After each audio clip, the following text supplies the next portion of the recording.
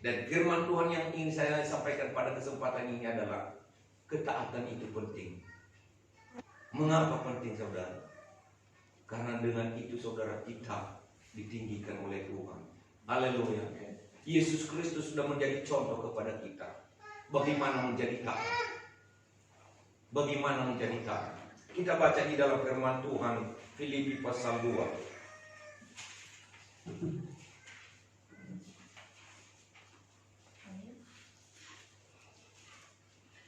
Filipi pasal 2 ayat 5 sampai 11.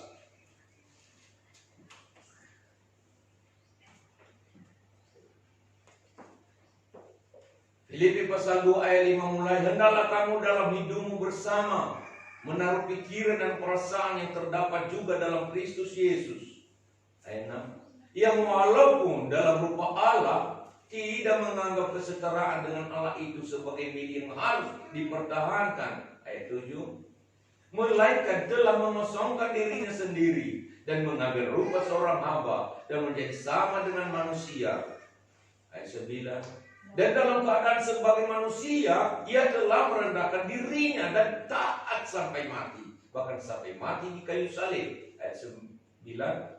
Itulah sebabnya Allah sangat meninggikan dia dan mengaruniakan kepadanya nama di atas segala nama. Ayat 10. Supaya dalam nama Yesus bertekuk lutut segala yang ada di langit dan yang ada di atas bumi dan yang ada di bawah bumi. Ayat 11. Dan segala lidah mengaku Yesus Kristus adalah Tuhan bagi kemuliaan Allah Bapa. Haleluya. Yesus Kristus adalah Tuhan bagi kemuliaan Allah Bapa. Ayat 9 tadi dikatakan Allah meninggikan dia. Kenapa? Karena dia merendahkan diri.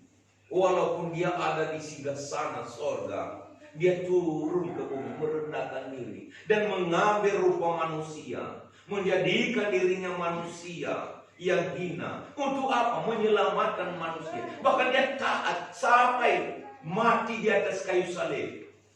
Karena yang disalib itu sebenarnya manusia yang berdosa. Tetapi untuk memikul, untuk menanggung dosa kita, dia menggantikannya dengan dirinya. Haleluya. Dia ambil penyakit kita, dia ambil dosa kita, dia kenakan dalam dirinya, disalibkan di atas kayu salib. Demi untuk saya, demi untuk saudara. Betapa taatnya dia. Sebenarnya dia bisa menolak. Sebenarnya dia tidak menyukai itu. Ketika dia di Taman Getsemani dia katakan, kalau bisa cawan ini berlalu daripada aku. Karena dia tahu isi cawan itu pahit. Karena dia sudah tahu gambaran apa yang akan dilakukan dan terjadi baginya. Dan setelah itu saudaraku dia katakan, biarlah kehendakmu menjadi, janganlah kehendak.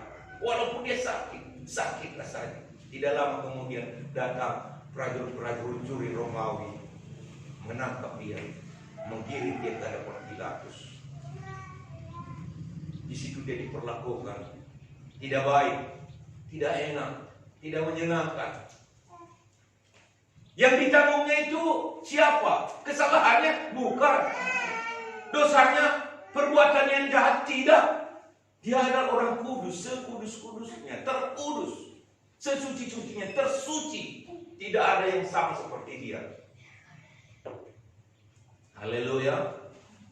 Tetapi dia menggantikan saya, dia menggantikan kita. Nah, dia taat. Itulah sebabnya Allah sangat meninggikan dia sampai setiap lutut bertelur, setiap lidah mengaku bahwa dia adalah Tuhan. Ketaatan itu membuat kita akan ditinggikan. Amin. Di ayat pertama tadi pasal 2 ayat 5 tadi dikatakan, kenakanlah pada dirimu seperti yang terdapat di dalam Kristus Yesus. Hendaklah kamu dalam hidupmu bersama menaruh pikiran dan perasaan yang terdapat juga dalam Kristus Yesus. Apa yang terdapat dalam hidup Kristus Yesus adalah ketaatan. Taat. Haleluya. Itulah yang meninggikan dia. Kenapa Adam tidak tetap hidup di Taman Eden yang indah dan permai itu? Karena ketidaktaatan. Sampai dia dibuang ke tanah yang berduri dan beronak. Jangan sampai anak Tuhan yang sudah ditebus Yesus lagi hidup kembali di tanah yang berduri dan beronak. Ngerti saudara? Amen. Tuhan ingin kita hidup di taman yang Eden yang indah, di taman yang bermain, yang asri, nyaman. Tetapi kadang-kadang kita seperti anak yang hilang. Sudah tahu ada di lingkungan Bapa, dia dijaga, dipelihara, dinasihati, tidak mau bebas. Apa yang terjadi kepada anak yang hilang? Bukan bapaknya yang mengusir dia, tetapi dia sendiri yang menghilangkan dirinya. Haleluya. Seperti itu gambaran kehidupan kita kadang-kadang. Sudah Tuhan atur kita, dipilihnya kita untuk hidup di dalam komunitas yang baik, komunitas yang aman. Dikumpulkannya kita di dalam satu tempat, di gereja, dirawatnya kita seperti orang Samaria, ditaruhnya di atas keledai, diantarnya kita ke penginapan. Penginapan itu menggambarkan apa? Inilah gereja. Dibayarnya biaya hidup kita supaya kita sehat di sini. Tetapi kadang-kadang kita, saudara yang kasih, tidak mau, tidak suka dirawat oleh Tuhan. Mau seperti anak yang hilang, mau bebas, mau berkeluyuran, tidak mau dinasihati, tidak mau diawasi, tidak mau diatur. Sama seperti orang Israel yang keras kepala, selalu ingat ke belakang. Apa belakang? Mesir yang mereka tinggalkan. Mesir ada mentimun, di Mesir ada bawang merah, di Mesir ada ikan bakar. Di sini ini aja makanan kita, mana dari sorga, roti yang diturunkan Tuhan. Seperti itu kadang-kadang kita ini bosan menjadi orang Kristen, bosan mendengarkan firman Tuhan, lalu kita bersantai-santai. Ketika kita mengalami sesuatu masalah dan pukulan, karena Tuhan berkata, anak yang kukasihi kupukul. Yunus itu juga, ya, bukan Tuhan bunuh dia. Kalau sudah Tuhan ingin membunuhnya, disuruhnya ikan hiu itu mengunyahnya. Tetapi dia tidak mengunyah si Yunus. Kurung saja di dalam perutmu. Segala sesuatu tunduk kepada Tuhan, apa yang Tuhan perintahkan. Jadi saya katakan kepada saudara, ya, tungir yang kecil pun bisa jadi musuh. Wabah-wabah angin-angin ini juga bisa jadi musuh dan membawa corona. Kalau tidak taat kepada Tuhan. Mengapa di negara Indonesia ini banyak sekali yang mati karena corona? Karena banyak yang tidak mau patuh kepada Tuhan. Kita tidak diukur dari derajat kita, dari golongan apa kita datang, dari lingkungan apa dari kita datang, dari latar belakang kita datang. Apakah dari orang berpendidikan tinggi, dokter, profesor? Tidak seperti itu. Kalau Tuhan mau, Tuhan bisa pakai siapapun. Ikan aja bisa Tuhan pakai. Haleluya. Untuk diperintahkannya menyelamatkan Yunus. Burung, ayam jago, ayam jago, terpukul, Tuhan bisa pakai untuk menyadarkan siapa? Petrus, karena dia menyangkal Tuhan. Bisa kan? Abraham bilang, ya, kau pikir Tuhan tidak bisa membuat anak kepada saya karena waktu itu saya tidak punya anak? Dari tengke-tengke kayu, tukul-tukul kayu, dari batu-batu ini bisa Tuhan buat anak buat saya. Begitu berimannya dia kepada Tuhan itu. Tuhan bisa pakai apapun. Jadi jangan kita mengukur kehendak Tuhan dengan kehendak kita, perasaan kita. Jangan. Tuhan bisa pakai siapa kok? Bisa Tuhan pakai. Luar biasa. Kalau cara Tuhan Yesus Kristus memberi contoh, bagaimana taat sampai mati. Yohanes 2 ayat 5 sampai 11. Yohanes 2 ayat 5 sampai 11. Juga saudara yang kasih, mujizat terjadi karena ketaatan. Tetapi Ibu Yesus berkata kepada pelayan-pelayan, apa yang dikatakan kepadamu, buatlah itu. Di situ ada 6 tempayan yang disediakan untuk pembasuhan menurut adat orang Yahudi. Masing-masing isinya 2-3 buyung. Yesus berkata kepada pelayan-pelayan, isilah tempayan-tempayan itu penuh dengan air. Dan mereka pun mengisinya sampai penuh. Lalu kata Yesus kepada mereka, sekarang cedok lagi dan bawalah kepada pemimpin pesta. Lalu mereka pun membawanya. Setelah pemimpin pesta itu mengecap air yang telah menjadi anggur itu, dan ia tidak tahu dari mana datangnya, tetapi pelayan-pelayan yang mencedok air itu mengetahuinya, ia memanggil mempelai laki-laki 10 dan berkata kepadanya, setiap orang menghidangkan anggur yang baik dahulu, dan sesudah orang puas minum, barulah yang kurang baik. Akan tetapi engkau menyimpan anggur yang baik sampai sekarang. Hal itu dibuat Yesus di Kana yang di Galilea sebagai yang pertama dari tanda-tandanya, dan dengan itu ia telah menyatakan kemuliaannya, dan murid-muridnya percaya kepadanya. Haleluya. Mujizat air menjadi anggur. Biasanya kalau di pesta, saudaraku yang kasih, pertama-tama datang tamu dihidangkan anggur manis. Bahkan orang yang ada di pesta itu terheran-heran. Mulai dari awal sampai akhir, anggurnya tidak ada yang asam, tidak ada yang pahit, tidak ada yang basi, tetapi manis terus. Padahal kalau saudara kasih, kita tahu awal ceritanya dari mana anggur itu. Bukan anggur yang datang dari anggur biasa, tetapi anggur yang luar biasa. Air diubah menjadi anggur. Kenapa mujizat bisa terjadi? Karena pelayan-pelayan itu taat. Ibu Yesus yang namanya Maria berkata kepada pelayan-pelayan, apa nanti yang dikatakannya kepadamu, buatlah itu. Kapan terjadi mujizat? Mereka tidak berkomentar, mereka tidak mempersoalkan. Ini yang kita berbutuhkan ini, guru. Tuhan adalah anggur, bukan air. Tetapi mereka tidak banyak komentar, karena sudah diberikan aba-aba kepada mereka. Apa nanti yang diperintahkannya, buatlah itu.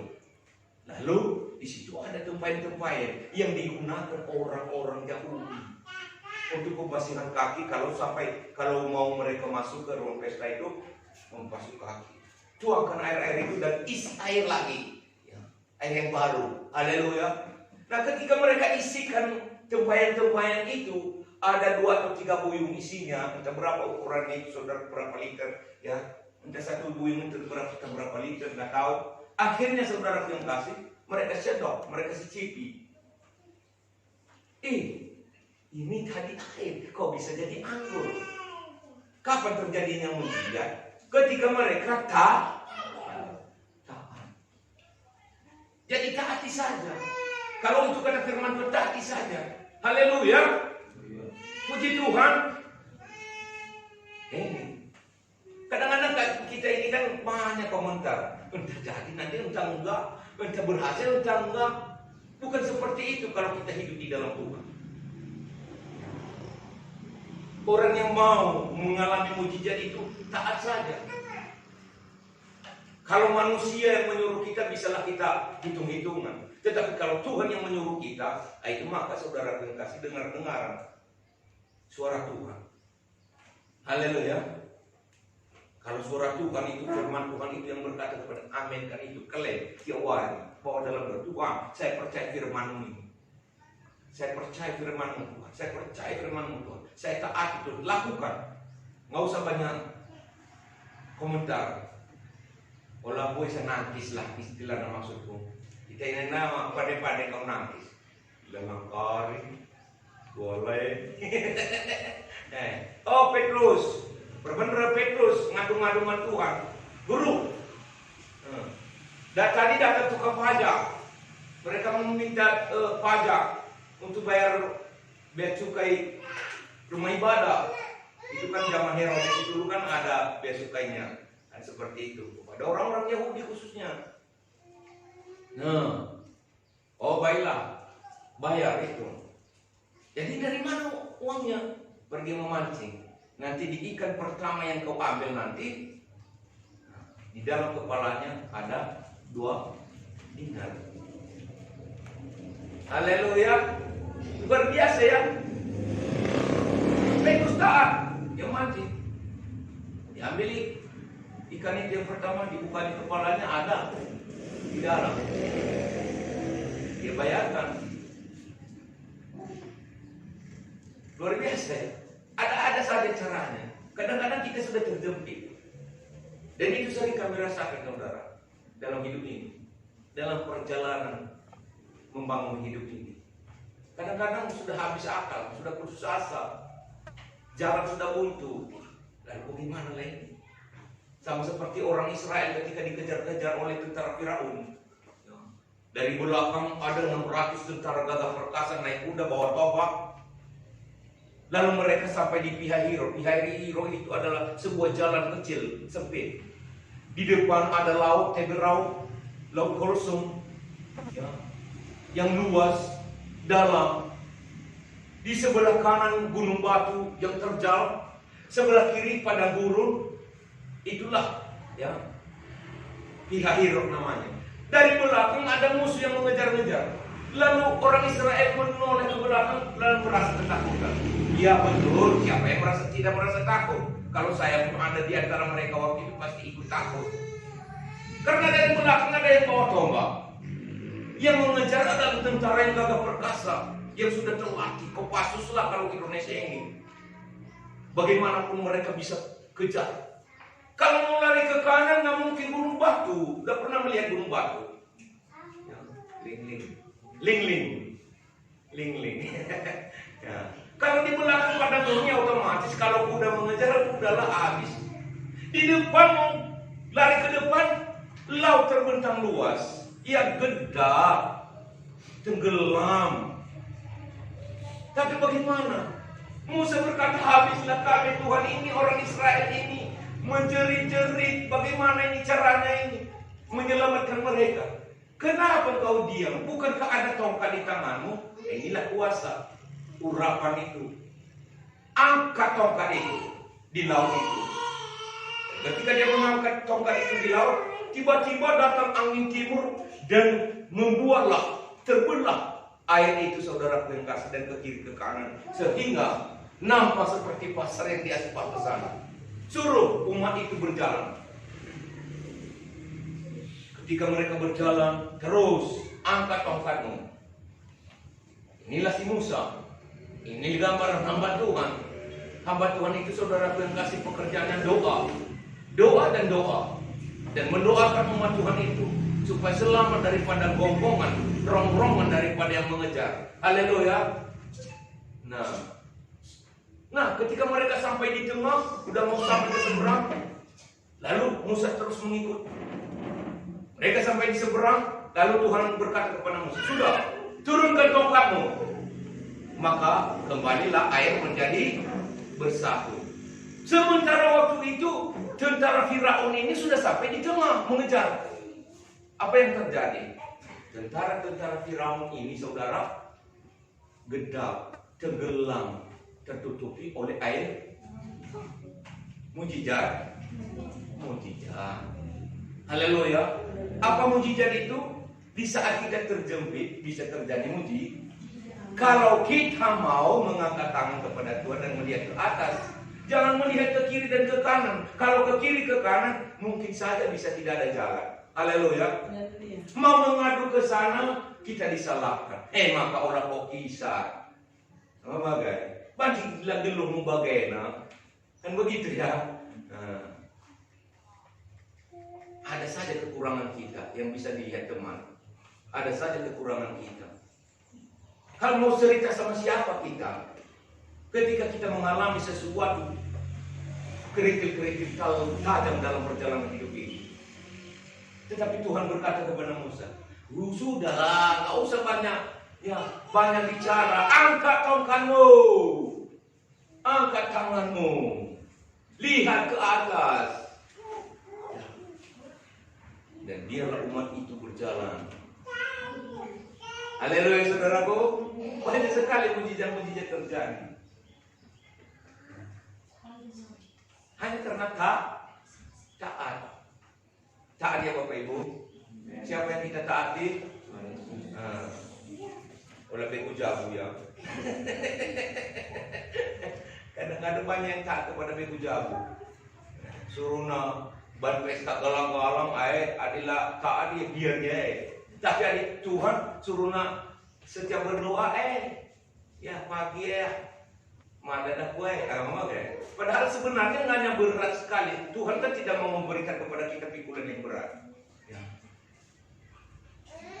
Tidak mau kukenakan kepada kuk yang berat, kata firman Tuhan di dalam Matius pasal berapa itu,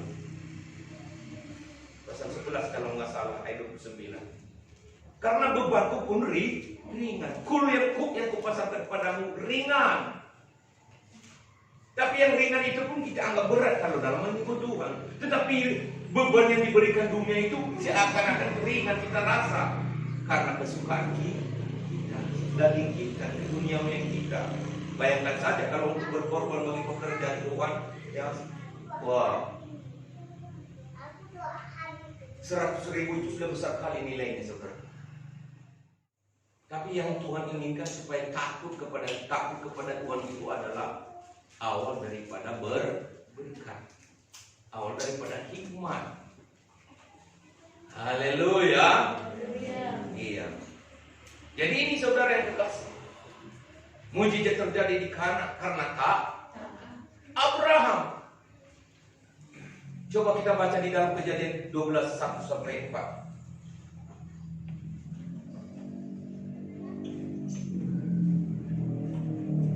Kejadian 12.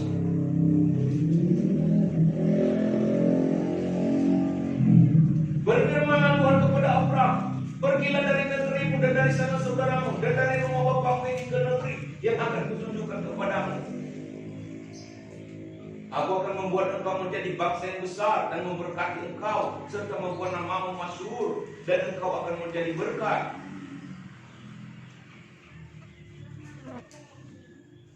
3. Aku akan memberkati orang-orang yang memberkati engkau dan mengutuk orang-orang yang mengutuk engkau, dan olehmu semua kaum di muka bumi akan mendapat berkat. Dan 4. Lalu pergilah Abraham seperti yang difirmankan Tuhan kepadanya, dan Lot ikut bersama-sama dengan dia. Abraham berumur 75 tahun ketika ia berangkat dari Haran.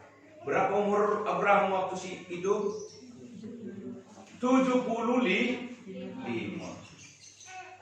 Umur 75 tahun dia mendengar panggilan Tuhan, disuruh untuk berangkat dari Haran, ya, pergi ke tanah Kanaan yang tidak pernah dia tahu, yang dia tidak pernah lihat, yang tidak pernah dia ke sana, yang tidak pernah dilaluinya. Disuruh Tuhan dia pergi ke situ. Ya, Kejadian 12, ya, Kejadian 12. Di situ ceritanya. Lalu apakah Tuhan berikan janji kepadanya? Di sana nanti engkau akan kuberkati. Engkau akan menjadi bangsa yang besar. Waktu itu dia tidak punya anak. Ya, sudah umur 75 tahun. Nah, tahukah saudara berapa umur Abraham ketika dia punya anak? 100. Umur 100. Istrinya Sarah sudah 99. Menurut medis, mereka tidak ada harapan untuk punya anak karena secara hormon mereka sudah kering. Haleluya. Tidak bisa lagi. Berarti umur 75 dia mendengar janji Tuhan, perintah Tuhan, dan baru punya anak umur 100 tahun. Berapa tahun itu? 25 tahun. Lama enggak? Lama ya. Wah, di kita budere bagaikan masih lama. Tetapi Abraham tidak pernah putus harap, tidak pernah patah semangat, apalagi tidak mau mentaati Tuhan. Kita baca saudara, ini sebagai ayat penutup terakhir di dalam Roma pasal 4 ayat 17-21. Supaya jelas sama kita bahwa ketaatan itu mendatangkan berkat. Ketaatan itu membawa kita ditinggikan, membuat kita ditinggikan, dan membuat kita ya diberkati. Mujizat bisa nyata. Nah, seperti ada tertulis, engkau telah kutetapkan menjadi banyak bapa banyak bangsa. Nah, ini janji Tuhan di hadapan Allah. yang kepadanya ia percaya, yaitu Allah yang menghidupkan orang mati dan yang menjadikan dengan firman-Nya apa yang tidak ada menjadi ada. Ayat 18. Sebab sekalipun tidak ada dasar untuk berharap, tidak ada dasar untuk berharap, karena tubuh mereka kan sudah kering, sudah rentan, ya sudah tua, sudah keok. Tahu keok, saudara? Sudah pikun. Tidak mungkinlah apa jalan. Tidak ada yang mustahil. Ini sudah 99 tahun. Pemuda Abraham 100 tahun. Nah, tidak ada. Namun Abraham berharap, sebab sekalipun tidak ada dasar untuk berharap, namun Abraham berharap juga dan percaya bahwa ia akan menjadi bapa banyak bangsa. Ingat saudara, bahwa ia akan menjadi bapa banyak bangsa menurut yang telah difirmankan. Demikianlah banyaknya nanti keturunanmu. Ayat 19. Imannya tidak menjadi lemah walaupun ia mengetahui bahwa tubuhnya sudah sangat lemah karena usianya telah kira-kira 100 tahun. Ya ingat saudara, dan bahwa rahim Sarah telah tertutup. Ayat 20. Tetapi terhadap janji Allah ia tidak bimbang karena ketidakpercayaan, malah ia diperkuat dalam imannya dan ia memuliakan Allah. Ayat 21. Dengan penuh keyakinan bahwa Allah berkuasa untuk melaksanakan apa yang telah ia janjikan. Haleluya. Adakah Abraham lemah? Tidak. Umur sekitar 100 tahun dia tetap berharap. Dan benar saja dia menjadi bapak segala bangsa. Maka dikatakan sebagai orang Israel itu adalah keturunan Abraham. Haleluya. Menjadi bapak segala bangsa. Padahal udah 75 sampai 100 tahun nggak ada. Bagaimana lah aku bisa menjadi apa nggak salah Tuhan ini. Udah dia janjikan menjadi bapak segala bangsa. Dari mana jalannya? Ini secara rasio. Haleluya. Secara akal pikiran. Bagaimana mungkin bisa saya berhasil kalau keadaan saya seperti ini? Sepertinya nggak ada dasar untuk berharap.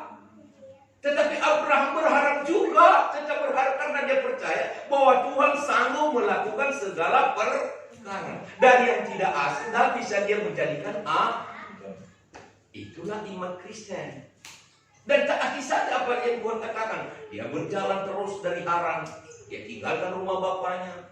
Dia pisahkan diri dari segala lingkungannya yang sibuk untuk pesta pora. Dia terus berjalan ikut Tuhan, apa kata Tuhan. Dia rencana apa yang Tuhan rencanakan baginya. Dia ikuti. Bayangkan saja 25 tahun loh, baru tergenapi baginya. Amin. Dia tidak pernah menjadi lemah. Dia tidak pernah sampai di tengah jalan dia berkata, udahlah pulang aja. Entah kemana, entah di mana, entah mana itu tanah Kanaan, entah mana ini tempat saya mau nanti mau diberkati, entah ada, entah saya bisa menjadi bapak segala bangsa atau tidak. Enggak seperti itu. Dia jalani saja. Dia terus setia saja. Dia terus taat saja akan firman Tuhan.